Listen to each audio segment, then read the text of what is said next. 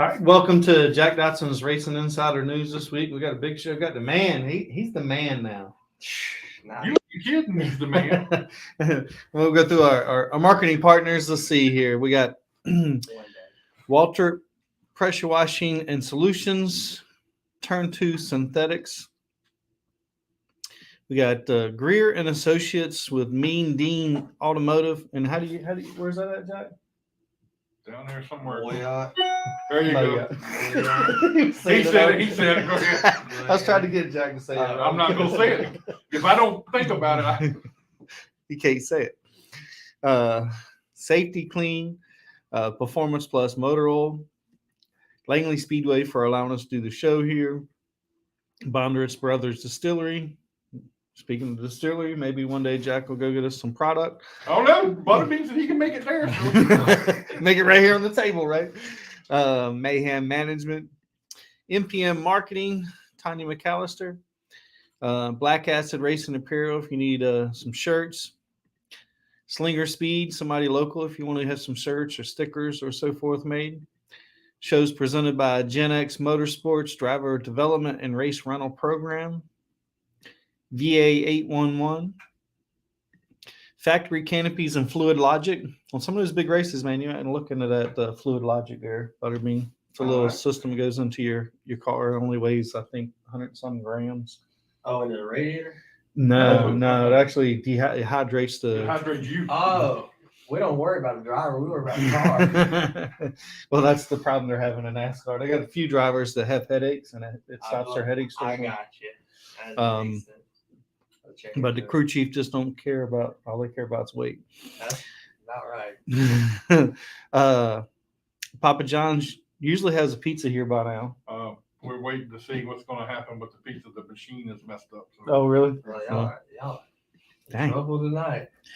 GAC, Great American Company. And with that, refer over to the news. Jack, what you got? All right, some big racing this past weekend down in Charlotte. What's up, Eddie? The 82 hours of Charlotte. Maybe it wasn't such a bad thing we ended up going. Well, see now, my wife made that exact same comment Saturday night. After I got home, we're gonna watch the Xfinity race. Ain't no Xfinity race. I said, man, she says, see, you ought to be glad you're at home. And then it rained off and on yesterday. She says, what do you think now? I said, you've been pissed about a win. She said, daggone right, because I've been home for 4 days. For nothing. But anyway, we didn't get to go. What do you think about the racing down there this weekend? Did you see any of it? I got to watch the truck race in the Indy 500, and then I saw parts of the Xfinity Cup, but I was traveling back home. But I felt bad for the guys, especially the Xfinity guys. I had to go to Portland. Had to leave your stuff and go load up the other cars. Well, at least they were home, right? That's the only good thing. But then have to watch the Cup race and then come back and race. No, they start the race and you have to sit there, and then you get to think about it. So we're going to start this after the Cup race, but the Cup race is the longest Cup race of the year. So you're like sitting around again. So, hey, they should have just went in and finished them. But anyway, yeah.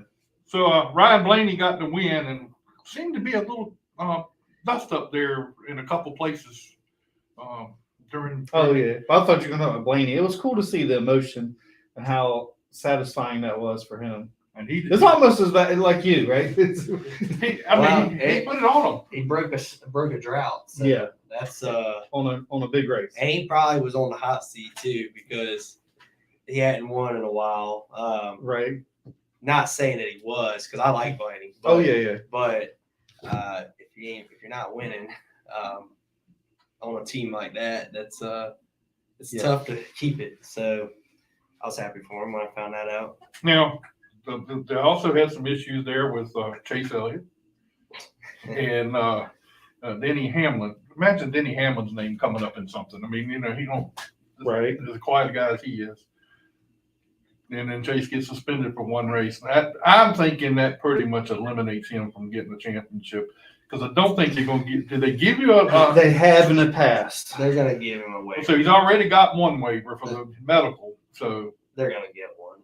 I agree. I think They're not gonna not give him a chance, Yeah. Well, or they'd have a lot of mad fans apparently. Yeah. So, But I think, considering how they penalized people before, I think it's deserved. it was fair. Yeah. oh, you can't. I do mean, I it. know Amy doesn't agree with us. I don't agree with her on it. So if Riley got right reared, she'd be mad too. You Oh, know. yeah. So that's how I mean For sure. it's not I'm not a fan of either one of the drivers that was in it, but that's like taking the gloves off in hockey when you get right reared. I'm not For sure. I mean, not saying I haven't wanted to if somebody ran me in the fence, but You know, I remember about 3 or 4 years ago, maybe 4 or 5 years ago, I could see you doing that. I probably would have. Yeah, I know. I I can see you doing that because I sit out here and watched you a couple of times when you wasn't too happy with things, you know. Yeah, I'm. It's not the right thing to do. Especially we already know cars are dangerous. These cars are not the safest. Right.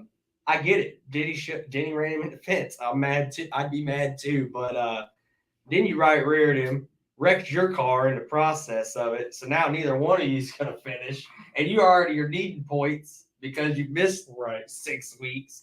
So Because he's got to get to the top 30. that's right. Yeah, gotta Well, or he's got to try to get an average of whatever they told him to even points his way in if you don't win. Yeah. And he I ain't. think he's got to win. Now he's got to win, absolutely.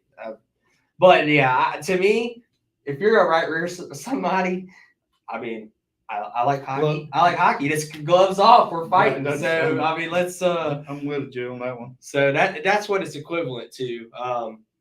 Right rearing to me, as I've learned through my years, because I've done stupid things, but I would rather move somebody and send them than right rear because that's kind of the chicken move. But the thing is, he hooked him, and I mean that was dangerous when how hard he hit that wall. It is. I mean, we've all been there, sort of, or been that mad, and that's the last thing on your mind. You're not thinking. He didn't think about it when he did it at all. And especially if it's the same guy that's ran you into the wall before, it's like okay, but. I'm not saying I wouldn't do it too. Like in the heat of the moment, stuff happens. But For sure. As an outsider looking in, I'm not. I don't agree with the. But it's great for TV and the fans. That's right. Especially to shove now you got ticket sales. So I mean, hey, I'm a race fan, so I'm not the one that did it. Right. The Xfinity winner was Justin Allgaier. I think he finally won about 11:30 last night. Trucks, Ben Rhodes won, and in the ARCA race, Jesse Love won. Down at Kingsport, late models, Derek Lane won the late model race, and the modified Fords had 2 races this past weekend. So Kevin Canner won them all. Kevin Canner won both of them, so he's 9 for 9 right now. So. At Tri-County, the cars had the pro late models. How about Butterbean's arch nemesis, Carson Quapple, winning that race?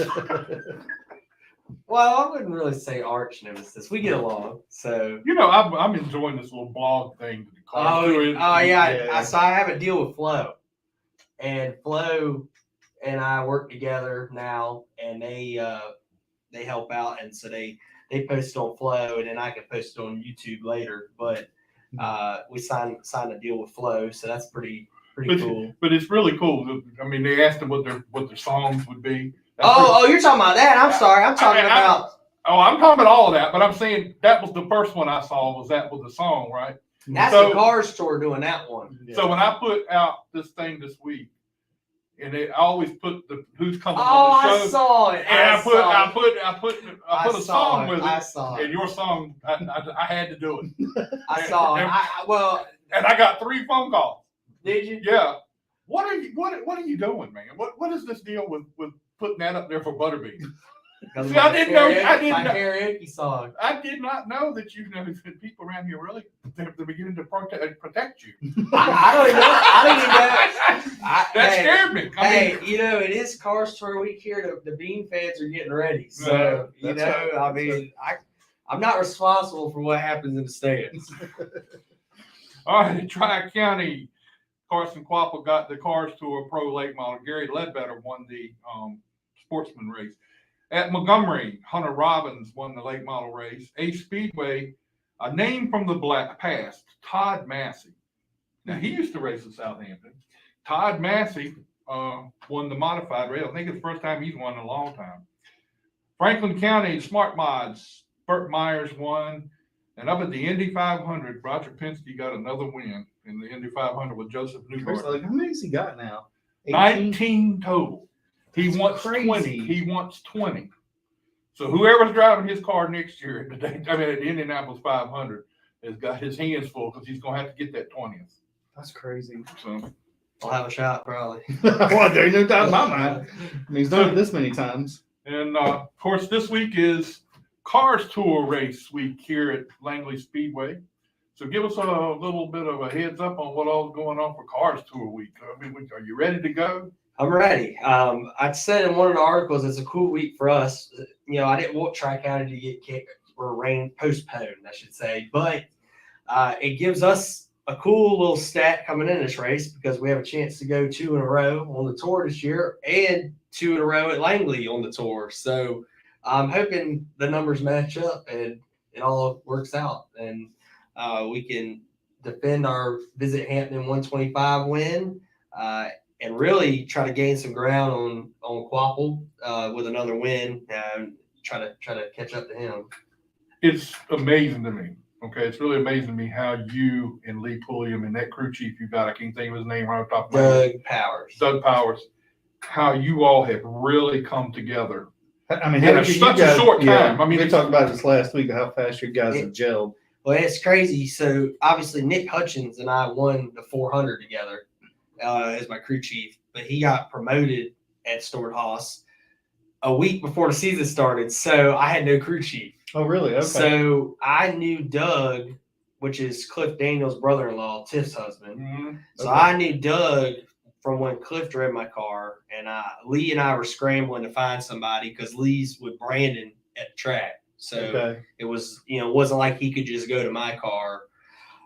So I called Doug and I said, man, I laid the deal out to him. Lee told me, like, find somebody, man. I can't find anybody. So so he didn't even know Doug. Oh, really? Okay. So I laid the deal out to Doug. Doug's like, I can't do it. I'm like, son of a gun. You know, we're racing in like 4 days at the Icebreaker. Now, what does Doug do prior? Or what? So he works on Harvick's car at Storehouse on the plate, like at the shop. So not on the road. So I'm like, man, he said no. And then like I kind of told Lee, and Lee's like, well, let me try to pitch it at him a little bit different or something. Like maybe I can squeeze his arm. About a day or two later, Doug calls me. He's like, I'm thinking about it, man. Like, I'm in. I talked to Tiff, and she gave me the okay because they got 2 young kids. Yeah. So he was in, and then it started off. You know, we're just kind of all getting acclimated, and we went to Goodyear and won. And Lee was the crew chief, but Doug was with us, kind of just him being Lee's like right-hand guy in the race, kind of just getting back into it. So we won the $20,000, and that was like, okay, winning makes everything good, right? But we knew there's going to be ups and downs. And then we started a year off, and we had a good car at Kinley, just a couple of minor things that went wrong. Almost won Florence, our thing. That was really close. And Hickory was the one we just wanted to toss away. And like Doug was like, after that race, I will make sure that does not happen again. We built some momentum at Ace, and then going into Wilkesboro to get Doug's first win at Wilkesboro that's his first late model win, you know, or well with me, and I think it's his first Cars Tour win for sure. Now, did you get happy when you won that race at Wilkesboro? It didn't look like you were too excited. Just a little bit. I mean, I just try to be myself and have a good time. Yeah, you definitely were. And I tell you, we had a blast. I mean, winning that race, it's unbelievable. How many phone calls did you get after that race? I'm still catching up. Like it is.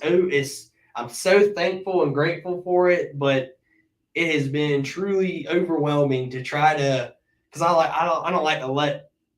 I feel bad of not getting back with people, but Sure, yeah. the problem was like I'd send a text and then it'd be 30 more, and then I'm then lost that one, and you just lost track of things. And then you're also trying not to be on your phone the whole time because you want to enjoy it with the people you're with. And obviously when I got back, we went dirt racing, so that was another thing. And then like once I was finally with Nicole and stuff, like I need to give her time away from the racetrack because she's giving up her time to be there. So you try to balance it, and it's a good problem to have because I mean, we won Wilkesboro track record.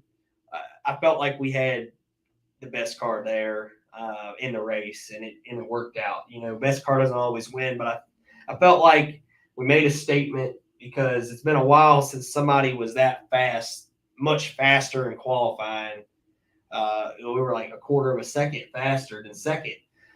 So we got the track record, and then we led a bunch of laps, and Doug did a great job with the strategy of the race. I mean, that was his first race having to actually call the race where you can pit at different times, and it's not like just sitting on the box and hey, flip a blower on or something. Like he's actually having we're going to take tires, we're taking fuel, we're going to do this. Like, so he did a phenomenal job. And then the whole Lee Pulliam team, all the guys that were on the 03 car every week, great job. And then obviously Lee and Dave and Christian at the shop, man, they bring good cars. So I'm excited to drive a Lee Pulliam car at Langley. Nothing wrong with my car I've had, working with Phil all those years. And then, obviously now I'm doing it on my own when I run my own car. But that's got to be gratifying, right? Because I think a lot of people probably say, well, Phil, right? That's right. And Phil's a big name. I don't win Wilkesboro without Phil. That's what I told somebody at the end of the night. I was like, Phil taught me how to put these races together, and Phil was one of the first people to text me at night, and I of course I've talked to him since then, But I mean, Phil got me to this point. But it was a typical Phil Butterbean race because you kind of went back there a little bit and rode for a little bit, and then all of a sudden here you come, and then after the pit stop, you were on a rail after that. You were gone. I mean, there won't no. But it's easy when you got a fast car to do that, right? That's right. But I'm saying, it's easy to ride when you have really good stuff. The farthest I fell back riding was third, and then on the pit cycle we come out like seventh. Right. Well, yeah, but it's just one of those things when I really knew we had a good shot to win was we went back and took the lead on old tires, and I was checked out before that tire pit stop. And I was like, man, like we could almost maybe win this if it stays green on old tires.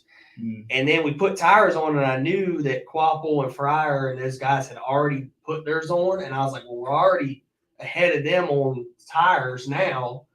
And they were playing a different strategy, I think, because we put them in that box to where they thought they had to do that to beat us. Which is it's a good problem to have for us. Absolutely, yeah. Because you have them playing defense. We're on offense. At this point, we're taking our tires, and we're going to have the freshest tires for the shortest run.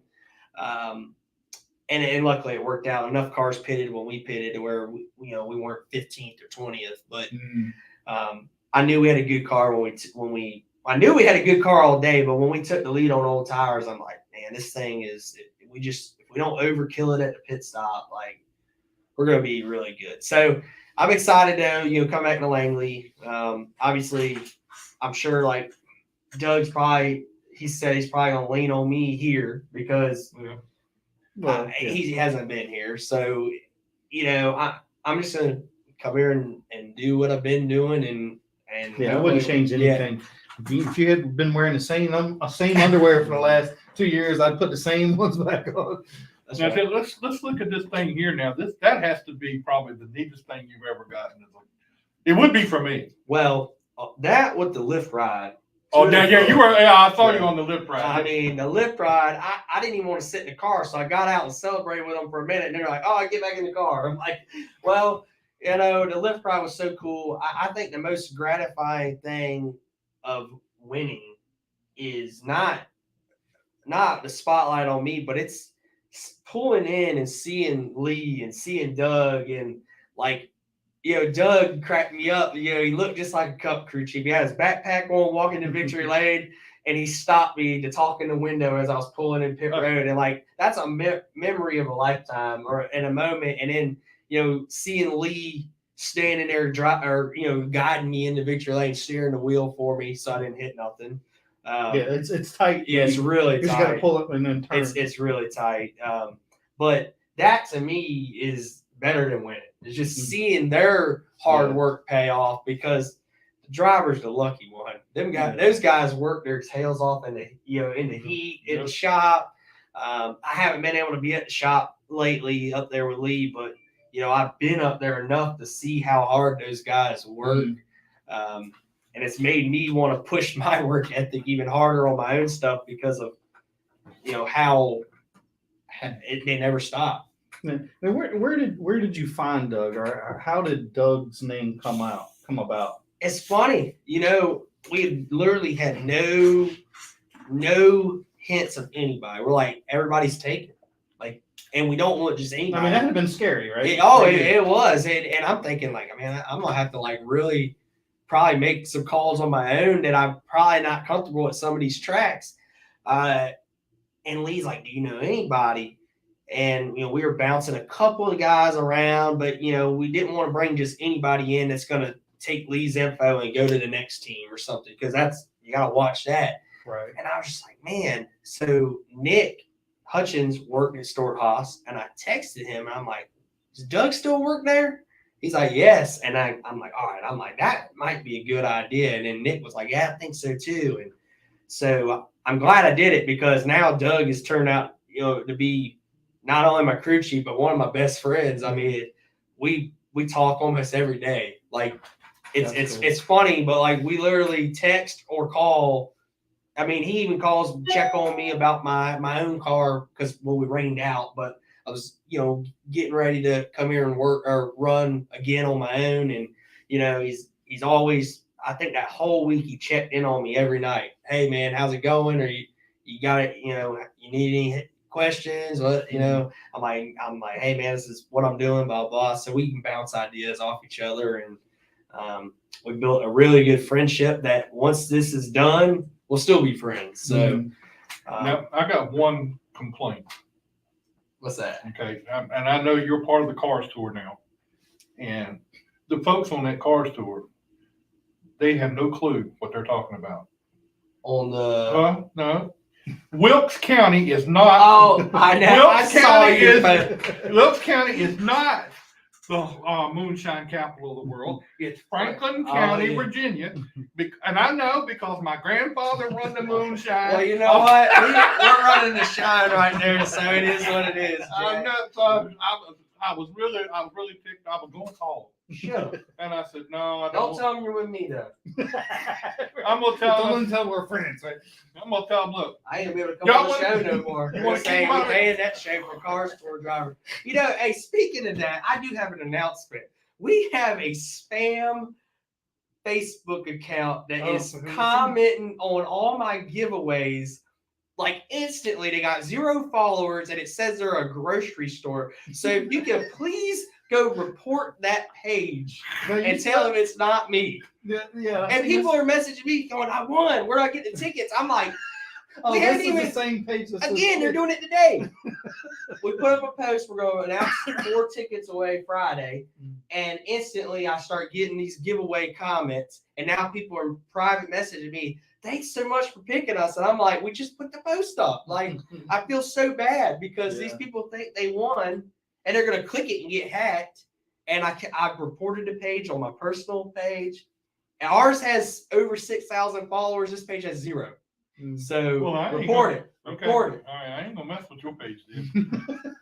Anyway, I hate to take away from the fact that Wilkesboro gave you a trophy like that, but we're going to go ahead and give you this. Oh, no. You got Driver of the Week again. Hey, I'm keeping it every year. I got to get one. And you also get a gift. What is this? You get a gift too. Wow, y'all are big time. Oh, we're moving up, man. We're moving up.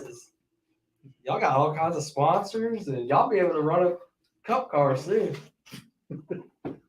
Wow, this is. You need more tumblers, right? Oh, that's sweet, man. Heck yeah, I can pour chocolate milk in this. Right. Okay. Chocolate milk. I got you on that one. Thank you, man. Appreciate that. No Thank problem. y'all. No problem. Thanks, man. That's awesome. We kind of, I'll definitely use it. you know, we kind of. Or his girl will. Might use it Saturday night if we win. You never know. Well, thank you, man. That's awesome. So when I come around Saturday night, me and Scott come around with our little microphone Saturday night and do our little walk thing down there because we're gonna do it Saturday night, hopefully. I don't know. Oh, your grid I walk. don't know if I don't know if they're gonna let us do it. That's right. Yeah. You don't know if they're gonna let us It's do not, it. it's not Langley Speedway. Yeah, that's true. I This mean, time you know me. Maybe that'll let it slide. Look, a minute ago he said you don't. Yeah. know. I know, yeah, But, right. you know, I mean, media's media. Publicity's That's all right. So publicity. I get Keely. She'll Keely hook you up. yeah, Keely will take care of me. I know that for a fact. If I don't, I go see Jack. Hey. The buck stops with Jack. Yeah, you Now, do. I want to go back to the cars tour here for a minute because I mean, how exciting is it got to be when you got Dale Jr., Burton, Marks. I mean, Justin Marks. I mean, and then Harvick. You have all these guys that are investors in the cars tour, right? It brings a lot of attention to the cars tour. I think you can't ask for four better people to be involved because they all bring something very different and exciting to the sport. And then running in a sport, that puts a feather in your cap. I mean, you're running against these guys, you outrun them. All eyes are on it. That, You know, like the cars tour's got more attention than ever. I came into the series at probably the best year to come into it. 1,000%. You know, obviously we know, like literally last year at this time, coming the week of the cars tour race, I registered at the last minute to run it, and that win probably honestly catapulted me into this fast forward a year. Yep. I don't think if I don't run that race, I don't think I'm here. I don't think It's so hard to tell. because that win is what got the talk going of maybe we should put you on the tour, you know, with obviously the Staten family, with Best Repair Company, bestrepair.net. And then it just opens so many doors that just happen so quick. And then, you know, if that doesn't happen, do I go win the 400? Do I win Goodyear? Do I win Wilkesboro? Like, you never know. That's right. So the last couple of months, I remember really, if you say a year, I was talking about it today. That is probably the night my life changed, and I didn't even know it. I didn't know it was going to happen. So I agree with you. I agree with that. It's an awesome time to be here, and it's like I said, I'm excited to be home. Oh, I mean, sure. I hope I'm biased, but I hope we packed the Butterbean fans in the stands this weekend, and I'm not gonna say nothing bad about you. That's for sure. I think you. I'll get a little upset with me when I say something like that. All I know is I'm biased, but you might get outnumbered on that. Hey, wait a minute. I just thought about something. Them guys from the cars tour are gonna be here Saturday night. The ones that call the race. Yeah, you could go ahead. They're gonna be here Saturday. Just straighten them out, Jack. I'm gonna be right here in this room. They're gonna be right over in that room. We're gonna have to talk. And I'm gonna say Butterbean second. And I'm gonna tell them that you actually agreed with them. No, I don't agree with You you. said after seeing that still, they didn't make those in Franklin. I'm friends with him announcers, so I No, they didn't. You know. Okay, that's unique. I'll give you that. But I can get you a real one, real quick. I'm gonna go ahead and no comment on that. Do you guys have an idea who won the last late model race at Wilkesboro? Carson Guapo. Well, that's right. The year before. I was thinking years I'm just ago. messing with you. Mike Dillon was the man back in the day. Really? Yeah. It's cool. I mean, you think about it. I'm on a list that's not that long. No. There's not that many winners there. No.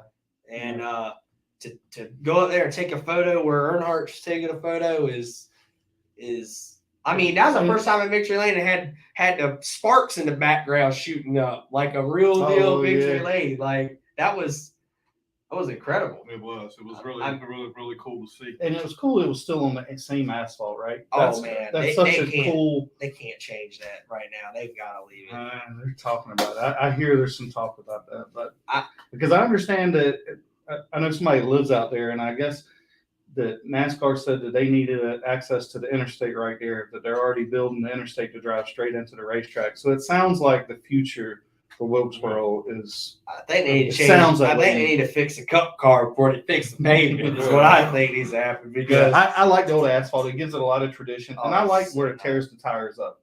it's And it used to be pretty good on tires. Like 20, 30 years ago when we raced there, tires would last forever. Like you could.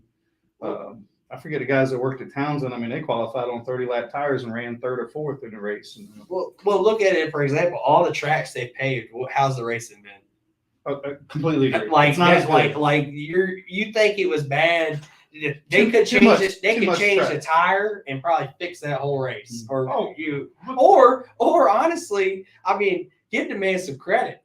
Kyle Larson's probably the best driver we've ever had in this era, and the dude's a dirt racer. And if you look at, I mean, myself, Bubba Pollard, and Larson all run dirt late models and stuff, and all won. Like, there's something to it, I'm telling you. But Do you think the dirt has helped you? absolutely, that's why I do it so much. And I want to know about this kissing the All-Star trophy. Yeah, You like kissing other people's trophies too? so I was in the media center, and the All-Star trophy was there. It was 108 pounds. I took a picture kissing it, and I sent it to Cliff. When they won, and I said, "Look, man," I said, "I knew I did this so y'all win because the brother-in-laws both got to ride the lift at Wilkesboro. If you think about it, right. so I sent it, and Cliff texted me back at like 1 a.m. and was like, "I'm glad you did." That's pretty funny. So That's pretty that cool. was pretty cool. Well, Butterbean, we appreciate you Yeah. being here Thank with us, y'all. and thanks for coming. And I know Thank you're a busy person now that you're a superstar. And Congratulations, man, on all the success. Thank you, man. I appreciate it. I can't tell you how much excitement I got out of watching you win that race the other night. Well, I appreciate it, man, and appreciate y'all always having me on here. Sorry, sometimes it's hard to get back. with Well, y'all. you It just got gets it. crazy. Well, when you're important like you are, we understand it. It takes a little bit of Let's see time. if he knows us this weekend. Oh, he's gonna know me. My grandson will be with me. My new team, they're very picky about who can come up and talk to me. Really? They have me on a. Really? I'm just Short lease. I tell you what.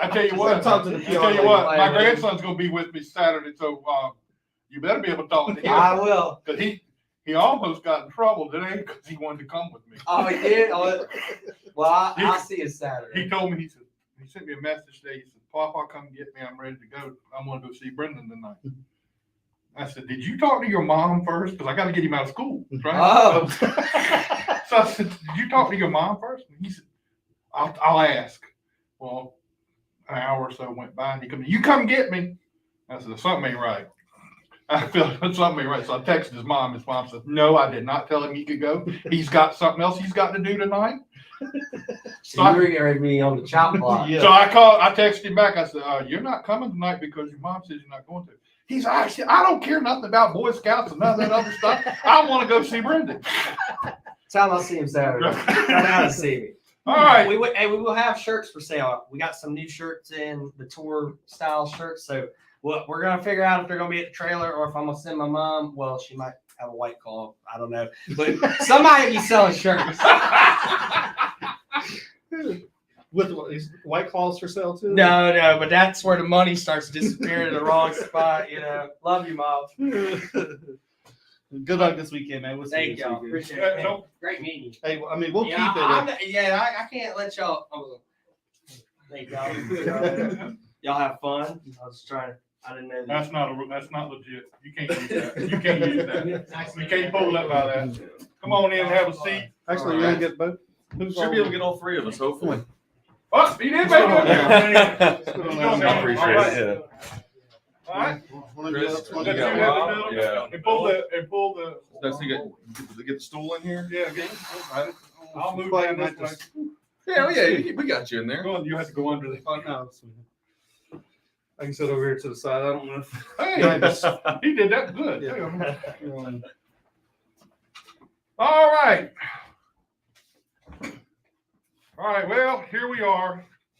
Finally. Well, we finally got you guys on here. I know you had a lot going on over there at Southampton. I know but I got to say one thing, though. I am so excited to the fact that y'all are out there getting that racetrack. I live 5 miles from that track. And that's where I raced when I was coming along, when it was dirt. And I did a little bit on asphalt, but I wasn't good on asphalt. He wasn't good on dirt either. It's a whole lot better on dirt. But anyway, so I mean, I'm glad to see it out there. I can't wait to be out there. Maybe when y'all have your first event, I'm gonna come out there and try to be there and see it and see what's going on. Never been to a drift event, so I've seen it on TV, but I've never been to one. So All you gotta do is offer him food, and he'll be there. Absolutely. Well, we're more excited to get him in the car with us. So we can actually take him for a couple of laps, you know? Now we have to record this if this happens. Oh, absolutely. oh, I don't mind doing it. I mean, I've seen him. We took a pace car ride with JJ Yaley, and he was screaming I was not. at Charlotte. I mean, it was only one. I did get a little nervous. No, it wasn't JJ. It was what's his name? Drove the Xfinity car. Yeah. But anyway, yeah, I did get a little excited because when he was going around the track, he come up When right he says up. excited, I could have took my finger and went outside the window and hit the wall as we were Yeah. going by, and I was looking at it kind of like, oh, this ain't good here. He's right up against. So when it's all three of our cars in a row going sideways at like 45 miles an hour, and like you could probably reach out and touch his door, like, you'll be fine with that. Okay, I'll be good. We also have a strange habit of, people that we know are newbies or, haven't drifted a lot. We tend to get a little closer to the walls than Right, normal. right, I right. take out a little more Absolutely. turns than normal. Now, do you guys have a excited, passenger so. seat in the drift? All three cars? of us do, Yep. yeah. Okay. Yeah. So 4-point harnesses, I mean, full safety equipment, that's the biggest thing. A lot of people think drifting is the stuff they do on social media now with the takeovers. And I mean, all of us are full safety equipment. Anyone who rides at our track has to be tech inspected, just like you would be at an event here at Langley. So, I mean, we have a lot of fun, but safety is the number one All priority. right, the first question I want to ask is, how do y'all three guys got to get to know each other and then to go buy a racetrack or get a racetrack? I mean, it's really again, three people had the same idea, just didn't know about it until we started talking about it. Yeah. I was looking at purchasing Cam's Acres in Oklahoma last year. It's a facility out in the Oklahoma City area, and these individuals were doing research on Southampton for almost a year without me even knowing. And the Cam's deal kind of fizzled just because mainly distance and having to travel. Now, are you guys local? Chris and I actually live closer to Baltimore. Yeah, I'm over Oh, in really? Yorktown. Okay. So, but yeah, having that thing, and then after event, I want to say, what was it? January, Yeah. I think. Yeah, when we went over there and we got permission, we went with the realtor, and it was. I mean, you saw the pictures when they did that in 2022. It was rough. Oh, yeah. 20 years of not being touched is definitely. I mean, there were trees growing through the bleachers. Right. It was something to see. But yeah, and then we all started talking. They're like, wait a minute, you want the same thing as me. He wants the same thing as me. Why don't we just do it together? And we met with Mr. Atkinson, the owner, and we pitched him a deal, and he said yes, and a bunch of money was handed over. A very large amount of money. He's not cheap. But you did the good. I mean, you did a good thing because Dave Atkinson had been one of those guys that was kind of not really looking to sell it at one point. Everybody was going up making offers to let's do this, let's do that, and he shied away from it. Then you guys come along. Thank God you came along, and now you have the track, and I think that's cool. And I think it's going to benefit from the fact you get it back open and get it going. Y'all guys you're going to do good with that. I think the area is going to be good. And Well, absolutely. I mean, the biggest thing is trying to get the people who say, man, I wish that track was open. Oh, I'd love to see racing it, man. And then, okay, well, it is now. And then come on out. And a lot of people say drifting isn't their thing. Hey, that's fine. I'll be honest. I wasn't really big into NASCAR sportsmen until I learned more about it. Mhm. And I think the involvement, the engagement, and just showing that we want people at the track. We want to teach people about different kinds of motorsport. And if you support the track, we'll put the walls back in and have events as well in a couple of years, as we talked Right. about. Yeah. You know, I mean, you got to support a track as much as they support Langley. If that same support grows over the years, now the only thing I see, and y'all can tell me if I'm wrong, but the only thing I see is when you get started, it's going to be trying to convert a lot of these people from that area into the drifting thing. I mean, I'm already putting it out there. Look, their guys are opening up. They're gonna have a drift event. I think y'all said you had one coming up in June, July. we're looking to have our grand opening hopefully in July. We don't want to make any hard promises on dates. We're trying to do everything by the book. Right. The biggest thing, and I think it was 2017 when All right, let's don't go into Yeah. Well, undoing all that stuff and then trying to, and we just got our how insurance. difficult has that been? Oh man. If you think you can open a racetrack, you need to go to the bank, get a lot of money. Get all your money. Oh, yeah, all your money. All your money. Get all your knowledge, get all your ducks in a row. I mean, I think, Chris, you said the insurance application. Yeah, I mean, insurance alone took months. You know, I mean, not just because again, the facility's been closed for 20 years. It's not like we were just taking over something that's been open forever. You know, just convincing insurance to insure a track that's been closed for 20 years. And I mean, the hundreds, if not thousands, of pictures that were submitted and applications that were filled out, and you know, everything like that was just astronomical. And that's just one small portion of, you know, what we've been working through for the past 4 or 5 months. Yeah. And the biggest thing too is the insurance had no idea about the other individual who tried to open it up. Okay. On That the was flip, good. well, the county, and then the city of Capron, and then Franklin, and then what we called Beth over at City Planning. Yeah. And Chris, hey, we're with South Hand Motor Speedway. You can hear her go, Yeah. This again. this again. And it was like a merry-go-round because he had a lot of tire kickers, so to speak, for the track. Oh yeah, he did it. A lot of people wanted to get involved with the racetrack. There's no doubt about that. But the thing that really, you know, that last Individual. that last attempt really put a bad taste in a lot yeah. of people's mouths. And if Absolutely. you don't know if you didn't know these people around there, it put a bad. Now I was up there. I went up there when she was getting ready to get started. I went up there, and she asked me questions and stuff about, what do you think? What about this and this and that? And I could tell right then we were going to have some issues with this. It's not going to be, you know. And then she tried to do a lot of underhanded stuff, and I'll say it out loud. She screwed her own self out of that deal, because even if she had the money, which she didn't have, I mean, it would have been big. I mean, it probably have done decent. Yeah. And, you know, so I'm hoping you guys will go in there and just take charge and run with it. And Yeah, go. I mean, that's exactly what we're trying to avoid, is that debacle, you know. So we're, again, with the dates and stuff like that, we've kind of been holding out because we know people have been told stuff and promises, and, you know, along the years, and we just kind of want to make sure we got everything on board, ready to go. You know, we don't want to make any promises before we can deliver, but, you know, we're getting real close now. When y'all did- But y'all own the racetrack, right? I mean, yes, So, no. so, So, we yeah. technically we technically lease the racetrack Okay. with an exclusive option to buy. So Gotcha. we you know, so we are It's moving. It's kinda like a forward. This 50-50, is not yeah. like you're trying to sell something that you don't have. No. We're paying into it every month. So Yep. part of our option is actually going towards the final agreed upon price. So it's not like a rent to own situation. Like, we are actually paying into the facility. and it's a 10-year agreement. So Yeah. at the very I mean, least, I we're don't gonna think be it's a here for bad 10 idea years, to try to so. get you going, you know. Right. I mean, we're looking to make major, renovations, but the biggest thing is, once we actually are property holders, we're still going to make sure the facility is nice, attractive, and be able to have people come in. But I mean, putting fantastic skyboxes and stuff isn't exactly in our year one. Sure. No, that's- It takes a lot of resources to do Yeah. those things. So how much have you all done up there so far? As I know, you did the infield and everything. So much. Yeah. So the weekend after, I think 4 days after we officially signed the lease, all 3 of us were up there immediately starting to do demolition, just general maintenance. You can actually, on our social media, on Southampton Motor Speedway, Facebook, Instagram, and TikTok, you can see a lot of the progress pics. All about 90% of the bleacher footprint that existed, we had to tear down, demolish, and then remove all that debris, and then flip the existing boards on the current seating just to be able to pass the insurance stuff, because they didn't want to see dry rotted. And then the bathrooms, the septic, the electrical, the roof, the timing tower.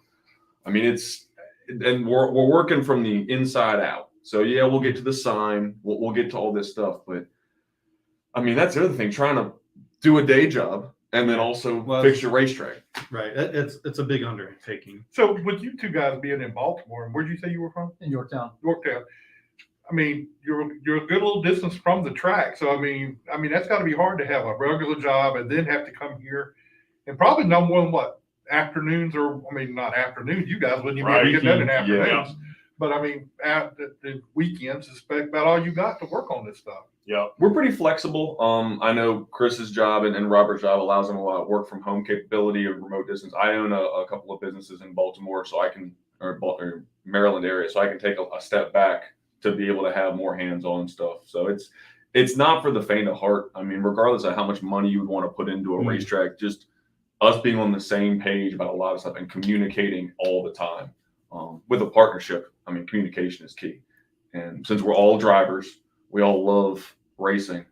It comes pretty easy. We all have an idea. We can talk about stuff pretty quick. We're like, all right, cool, we're doing this. While we're not, on site as much as we'd like to be, I still think that doesn't pull back from how much effort and focus that we've got putting into this, All right, so when you go in there and start your regular events or whatever, how many people will you have working for you to do the event? How many men do you have to pull off a drift event? So one of the best things about the drift events is they're a little bit lower maintenance than your regular circle track events. So we can actually run a drift event with only about 7 or 8 people. Especially the way the track is designed now. Basically everything inside the outer wall is now a hot track. So anyone that comes on there is already geared up, suited up, everything like that. That cuts down on the amount of people we need out there controlling traffic on the track. And then obviously we have people running concessions and front gate and stuff like that. But I know this is probably pretty early in the game for you guys to be talking about that. But I mean, do you all have this stuff already in the works as far as trying to get concessions? I know at one time Southampton had a great concession stand, everything there, and I'm sure it's all gone to hell now. But I mean, it's coming back. No, I mean we're that's part of our model as well. I mean, we've been basing stuff off of different successful drift organizations across the country to kind of see what works and what doesn't. Concessions is a huge one, and we already have a very nice skeleton. We just got to put some some nice clothes on her and be able to go to it. But it's just a lot of work. We are getting closer with some of the businesses in Franklin and Southampton County.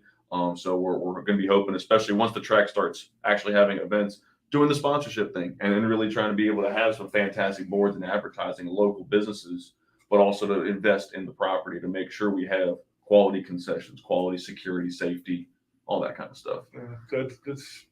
Now, have you guys reached out to other people that have run events and picked their brain on how to do this, or have you guys been involved with running an event yet? Oh yeah. Yeah, I've been drifting for 17 years. So I mean, and across the country, and these guys have been able to travel as well and see other locations, and a lot of the bigger events we have been talking more. This last weekend was a Hyperfest down at Virginia National Raceway, and that was actually an international gathering. So we spent a lot of off-track time just chit-chatting and getting a lot of the handshaking and understanding from different perspectives. So it's not hard, but it's also could be messed up really easily. So I think with the experience we bring to the table, we're extremely confident to run a successful event. I think so. I think you guys have got, I mean, what I've seen on the website and everything that y'all do, I've really paid attention to it. Y'all have an idea, and you got a good grasp on what's going on. The only thing I see, like I say, is getting them people, getting the local people into the drift event itself. Yeah, I think that'll slowly change as you first open, right? Then it becomes a reality. And then I think on top of that is this is a younger generation sport, right? So, I mean, and I think that's key to the younger kids and that kind of thing. You got some kids or there it's in the area. growing. You got some kids in the area that I know that right there in that area, that this is going to be a big deal to them. They're going to enjoy it. The convincing part is trying to get some of their parents involved, say, look, hey, this is what we're doing. It'd be great to have you, be a part of that. That's where it's going to be. That's where you're going to have to, that's where your hard I part. think another thing for there, competing against advertising dollars, right? I don't think there's as many things to like Langley Speedway. I mean, there's everything and a brother to do around here. Right. There's not as much. So I think you have more opportunity to sell advertising. Essentially, that's what we're in an entertainment business, right? Absolutely. So there's not as many McDonald's or movies or bowling alleys in a certain mile radius to there. So I think you'll have more people to sort of pull from in those. There ain't no movies and there ain't no bowling alleys. Well, the bowling alley is still there. I'm gonna say Chuck. That might be movies. Yeah. We kind of toss that idea around. We want to use the track, or the facility, the property as, for what it is, a massive outdoor entertainment venue. Mm-hmm. So what we like to tell everybody is that, we're going to do whatever the county will let us. Yep. We've thrown ideas around getting rodeos out there, tractor pulls.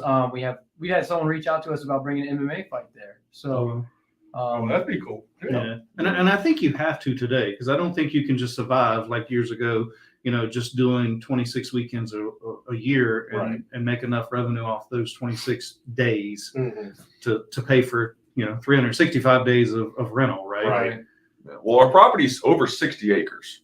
So a lot of people don't know it's actually that big. We've got some Yeah. forestation. We actually go pretty deep, a little bit past the track. So we've been talking also. I used to be an actor. So talking with the film associations with the surrounding states. Mm. Turn was filmed down here and a couple other TV shows Mm. using the property as a filming location, Mm. stimulating infrastructure and the local economy too.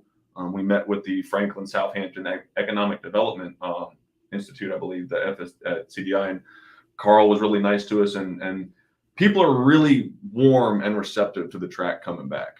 And again, they see that we're serious about it. They see we're doing all the right stuff, and they want to help us. We just need to make sure we're pointing in the right direction.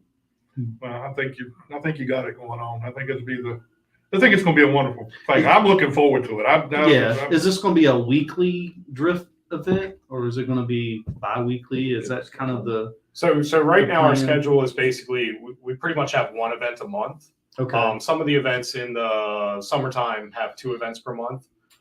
Generally, it's about 1 event a month, possibly 2 a month.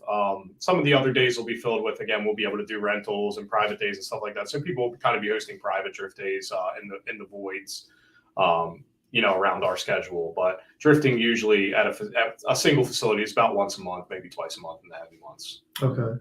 We are obviously open to the stuff we talked about. The biggest thing, obviously, is our insurance and then Mhm. county clearances. We've already found out that there's multiple months involved in a log to be able to amend what the facility is used for. So it's not that we don't want to have other stuff there immediately. We still have to prove to not just our insurance, but the county. Well, yeah, all that changed when it shut down, when the track shut down, everything changed, and Because it was You shut know, down for so long. yeah, they kind of went away from all that stuff, and you got to get it all back now. Right, That's yeah. basically what you're working on doing there. Have you looked at the possibility? Now, I'm just throwing this out there. This is not something, I'm not giving you, but I mean, you're talking about having, like, making a test facility for race teams. Come out Mhm. there. And, Absolutely. Yeah, 100%. You put them walls back in and like test late model stock cars or something like Yep. that out here. Because it used to be the cup cars came there and tested some. So Yeah, we That's- will. that's We another basically we have a rental sheet that we'll be putting out eventually that anybody will be able to rent the facility for X amount of time to do whatever kind of testing, as long as they, as long as the insurance requirements and safety requirements are met.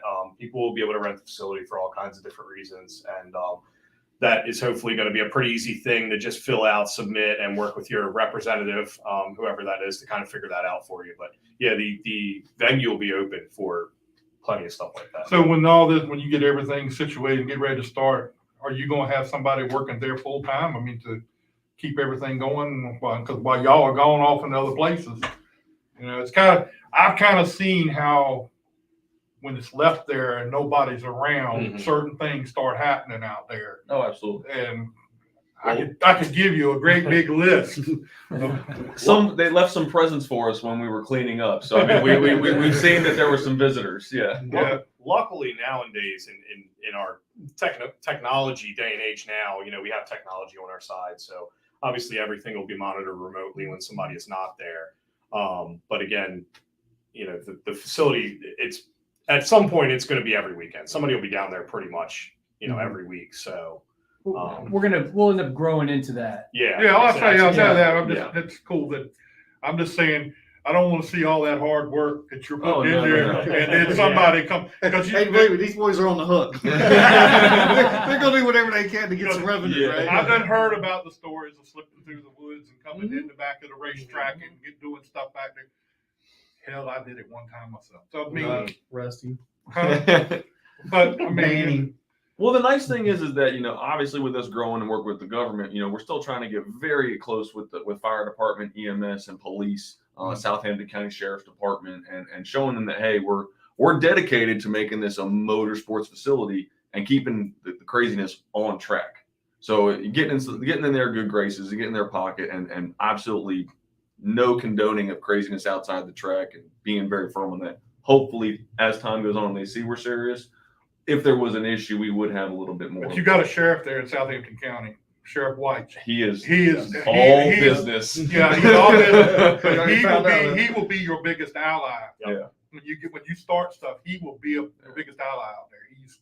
He likes to be involved. He likes to be out there and put himself out there and look, I'm part of this too. I'm gonna help them get this thing going.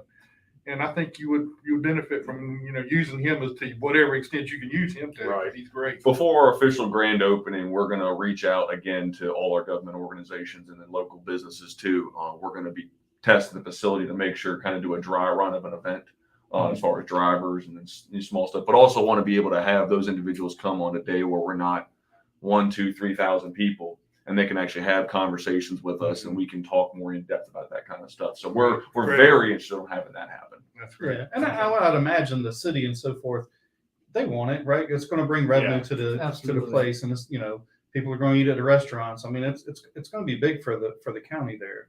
Everyone out there that we talked to, it's been an overwhelmingly positive response, and like the support that we're already feeling from the community out there has been really good. Well, it's good that you got past all the last instance of what went on Yeah. out there. Yeah. Because that really put the Well, bad your leaps and situation. bounds past the last. Yeah, one. so Doing it the that's right way, just doing it the right way, and You're coming in not thinking that you know everything like she did, and we need help, but we also are not kind of greenhorns. We can make some stuff happen, but we need the community to make it work. Yeah. I agree with you. Yeah. So we would put you in the passenger seat, get you a helmet. Yes, sir. You just let me know. I'll be there. I'll come up and support you guys any way I possibly can. I would be more than willing to help out. All We'd you love gotta to do the show there too, maybe. We'll do that too. We definitely make something like that happen. Yeah. If we do a car ride, we got to put some GoPros in there. I love Because I don't want to hear him say, I wasn't screaming. Survey says. If you get him to scream, I'm They ain't gonna be putting no money out there. I see a couple of these guys here maybe will take that money. So tell us how you got started in drifting. That's Well, you want to start first, and then we'll just go down the road. Yeah. Yeah, so I've been drifting for about 5 years. Basically, I had a car for the longest time, a 240SX, a Nissan 93, old crap box, as they call them. And, I had that car for a long time, never drove with it. And then I picked up another crap box and decided, I'm going to do it. So 5 years ago, I started driving. And, it's really easy to get into drifting. You don't need a fancy, super expensive car. You get a manual rear wheel drive, kind of deal, and you just head out there and you just start driving. So most of my driving my first 2 years was actually in Richmond Raceway, when they used to do those events up there. And since then I've expanded up into events all the way up to Pennsylvania, New Jersey, down to North Carolina, farther east in Virginia. And but you say it's not expensive. It's not a really expensive thing. Not to get But started. what kind of equipment do you need in a drift car or to do a drift race? So drifting, especially starting out grassroots when you're first getting started, it's a relatively low speed. So you don't need a whole lot of crazy. You don't need a fully caged car. You don't need 5, 6, 4-point seatbelts to get started. If you have a helmet, you have a car that doesn't leak fluid all over the the ground and is mechanically sound. Again, manual, rear wheel drive. That's about it. You can jump in your car. You can start doing donuts. A lot of our events will have clinic or beginner areas for you to get started practicing one. So to get into the sport, it's relatively cheap. Again, that easy car, easy funding, stuff like that. And then you get into it and you want a little bit more, just like, every other racing series. And you end up with a 600 horsepower, fully caged, 5-point, LS car, or you end up with a blower or, a turbo car. And So where you been racing down? So I've been drifting about 17 years. I started again with a 240SX, very simple. Welded the diff up, put some eBay coilovers on, and was actually an old Dominion Raceway in Dumfries before they went to Dominion in Thornburg, and that was my first event. But again, I've been out west, up north, up south, very similar to these guys. But now I have a 2003 G35, but it's got a 408 stroker motor in it on the 85 with a 630 lift cam, does about 7,200 RPM. So fully caged, rear mount radiator, fuel cell. So we built that car in about 2.5 years just to get that done. Sounds like a lot of money there, dude. I mean, you have me convinced. Well, after 17 years of learning and selling and buying and doing and stuff like that. But again, the car I started with, I was on track with all those goodies and buying it. I mean, $5,000. So what you see on TV? I mean, who was it that used to do the drifting? Gosh knows. He was in that. He went racing NASCAR races. Oh, not Forsberg. He was on to Top Gear America. Tanner Faust. Yeah, Tanner Faust. Yeah. Well, he had a rear-wheel drive Volkswagen. So I mean, professional drifting's been in America for about 20 years. So the sport's still relatively young. But the nice thing is you can have cars like mine. You can have. I've got a practice Corvette that ran under a semi, and I tore the whole roof and everything off, and we put a roll cage in that and a truck bed in it. And, but we even have it's just, again, you can get a little bit more wild with it to where you can be expressive. But again, there's plenty of cars on the internet right now where all you need is, again, safety belts, bumpers, your front bumper, fire extinguisher is gonna be the big thing. Yep. You can get a helmet from anywhere these days, and then just go have fun. And then as you grow, just your car progresses with you. You don't want to overbuild your car and then try to be out there with 500 horsepower and never drift a day in your life, because you'll meet that wall pretty quick. Yeah. You're the local guy, so tell us how you got started and all that. So that's kind of funny because I've only been drifting a couple of years, and I picked up a 350Z, and it was kind of already set up. A little bit had some suspension modifications, but the engine was stock. Nothing crazy. I think I paid $6,000 for it. And I had a couple of events scheduled that got snowed out in, I don't remember where they were going to be, but so I didn't want to wait. This was like in January. And I wanted to get started. So I started looking to see what events were further south. And my first event was actually a hot lap event at Lanier in Georgia. Yeah, okay. So I kind of just went out there with an idea of what to do. And, I was like, we're just going to wing it and see what happens. And I was hooked after that. It was just so much fun. And then last year, between me and my wife, we drove over 50 events last year up and down the East Coast. We drove in Georgia, South Carolina, Alabama, Pennsylvania, here, Shenandoah, all over the place. So it's just been a lot of fun. So I still have the same car. So the Looks a little different. Yeah, it looks a little the different. group you're with, I mean, whatever, are you in it like they have the Langley Drift Club here? Are you part of any of the any clubs that you're going to have bring out to the racetrack? So our partnership is CRC Entertainment. So we're going to be hosting our drift events there under that moniker. They're actually in a drift team that's local team, Star Slides. Mhm. I'm a solo driver. I had a team Magic Style a while ago, and I pulled back from that. But I mean, that's also the nice thing too. I mean, other organizations, we are friends with Ryan. I mean, he's good people. He puts on good events here, and I think that's the other thing, that while there's advertising dollars to be able to have for the racetrack, to your point, we're not here to step on toes or try, we're going to be better than that drift event or something like that. The more places to race and the more places to take your car, the better. Mm-hmm. And It builds the sport. absolutely. Yes. Yep. So I mean, when we were building our schedule, I mean, we sat down and had meetings to try to make sure we weren't stepping on certain local events or our events, because we already know once we open, you're one of the first people to drive on a track that no one's touched in over 20 years. That's definitely a draw. So we don't want to detract from what they're doing here Right. or Yeah. other local facilities. So that's the big thing too. Well, that's pretty cool. That's a good idea. And then I mean, also just like most of the racing that happens, the community of drivers and the people you get there are always so friendly. Everybody's there to hang out, and have fun. It's not a big pressure situation. If it's not like if you go out and you spin a bunch of times or you're just learning, nobody's going to come out and hound you. It's everybody just understands, everybody's friendly, and we like that kind of vibe too. So.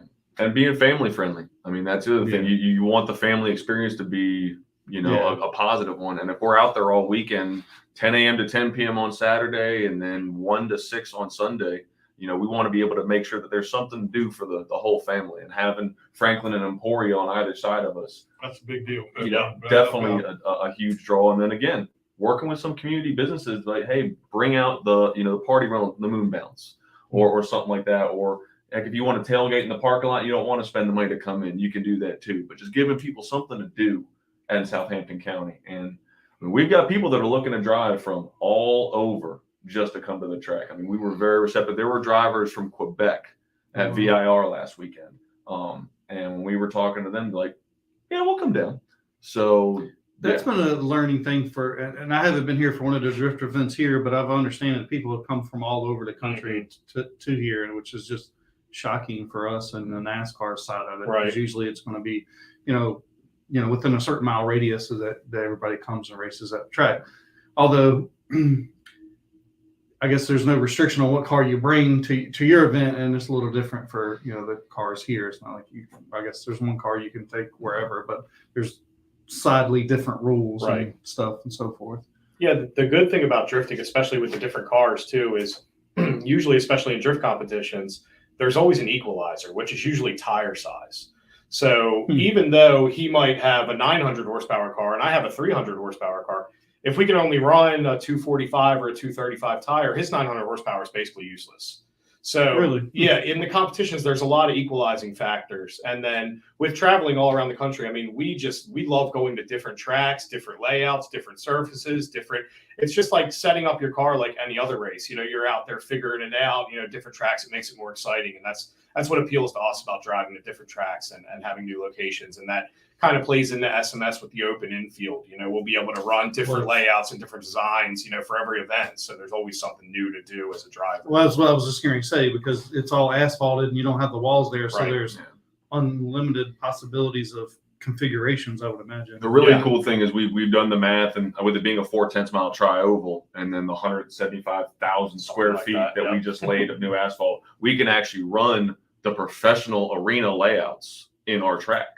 So if guys ever wanted to drive Irwindale, which is a really big track in California for drifting, that's our drift house. Right. We can run their exact layout in that fashion to be able to capture some of the same speeds and transitions without having to drive all the way to California. And that even applies to tracks outside of the country. There's a lot of really popular drift tracks in Japan that we can also mock or basically mock up in our facility too, so you can kind of get that experience. But isn't that where it started, in Japan? The drifting, that's where it all started, was in Japan and came over here? Yeah, late 80s, early 90s, and then obviously they had their professional series, but drifting is global now. I know when it was here in 2021 for the Battle on the Bay, Fox Sports 1 picked that up.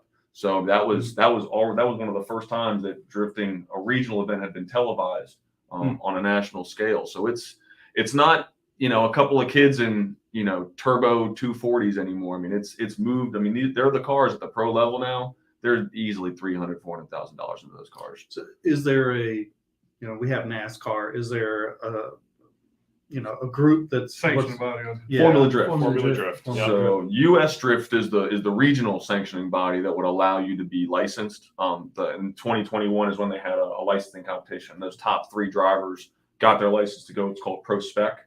And then in Pro Spec, if you do a certain number of seasons after a certain threshold, they'll allow you to move into Pro, which is the top rank. And some of those drivers, I mean, Ford is still a big sponsor. At one point, Chevy was in there, Dodge was in there. So there are larger companies that are seeing the value that drifting has, especially with it being, drifting being 20 years. We started when we were just driving and then learning about drifting. Now, us that have children and then moving up, and then a lot of the pro drivers now have kids and families. So it's seeing that shift to where it be more of a family sport instead of going out with your buddies on a Saturday and ripping up some tires. It's nice to then also have that same feel at our track, and that's the goal at least. Yeah, I think the family side of it's important. Yeah, there's also a lot of in between events too. So you have that pro level, which is the unobtainable almost, but people make it there. But you also have these kind of middle ground events that are perfect for everyone, that wants to bump up their skill level. Like Clean Culture does an event up and down the East Coast. There was last year they did a Clutch Kickers, and some of those events have really large payouts. And there's kind of like that middle ground also. So there's something for everybody. Similar to Drag Week and Sick Week, there's actually something called Drift Week that just had its 7th iteration, and it actually an individual out of Texas organizes a couple of tracks, and you have to drive your drift car on the street to each track, drift the track, and then go on, stuff like that. So the last one was in California, and they actually flew a Japanese driver to America, gave him a car to drive around, so you could drive with someone who was a pro Japanese driver if you were on the Drift Week tour.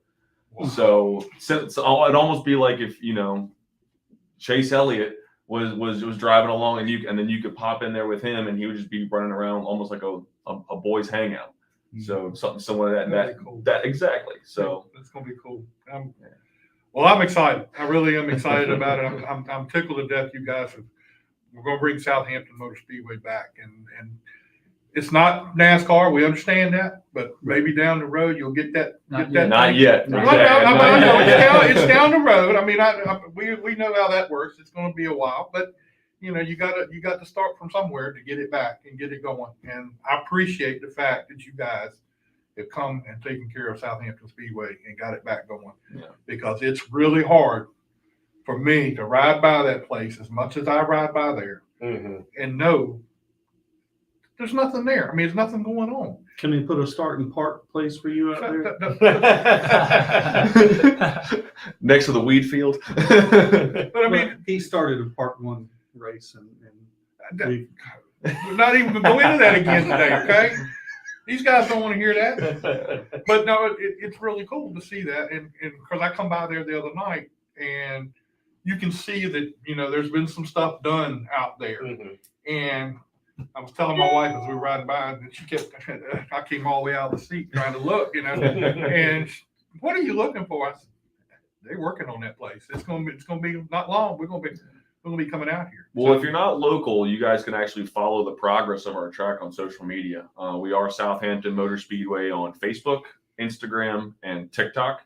And then obviously we'll be posting stuff as well. Then we're also SouthamptonMotorspeedway.com is our website. We have merch, we have stickers, we have T-shirts. The original logo that we had on our backs for our shirts, but then also the new logo too. We're trying to, again, heritage versus change is still. And then also, if you have any questions or looking to possibly host events in the future, or just want more information, you can email us at info@SouthamptonMotorspeedway.com. That'd be cool. Yeah.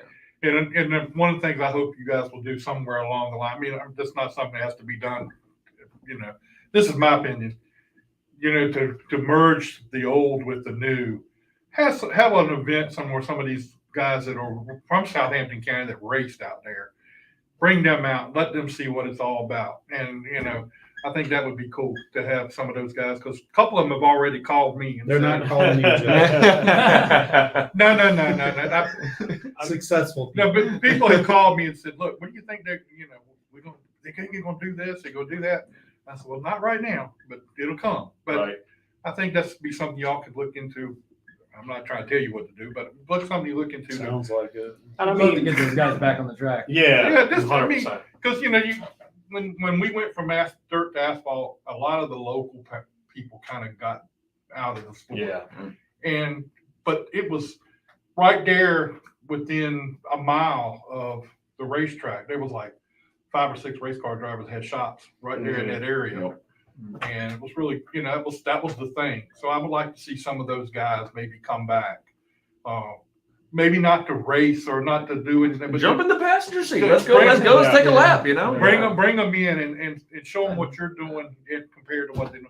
I think that would be a big Well, it hit. might be good to even highlight them and talk about them or something during it. Well, we've Yeah. been cleaning up pretty heavily, obviously. But as we were cleaning up the timing tower in the second floor, we found awards, winter circle photos, and all that kind of stuff. And using our social media, we were actually able to get 6 or 7 awards either to the driver or their family if the driver had Did One passed. of you them was all- Hunter's dad, Yeah. Hunter Waltrip. Did you find a big newspaper article in a frame up there? I think we did. Maybe. And it was a picture of an individual in the car. He wasn't able to drive that day. And sound familiar? Yep. May or may not be sitting right above the mantle in the clubhouse. That was me and my brother. And my brother, he drove that day, the first open day. Mhm. He drove that day, and I drove the next one. But then I ended up getting my own car, and we raced that way. But that big thing up there, Cos Jackson, who's going to be with us next week, was the first promoter, and he put that up there because he sent Virginian Pilot out there to do a story on us. And That's that article then that we've got. Yep. And We'd love for you to come by and take a picture with it. We can see it before and after. It's a little bigger now. Yeah. But you know what? I hope down the road, you need me for anything, feel free to call on me. I mean, I'm retired. I don't do a whole lot of Need hang somebody out to run with errands. I was about to say, we found a new gopher. Yeah. I'll help you out whatever way, but You make some of these trips to Lowe's for us.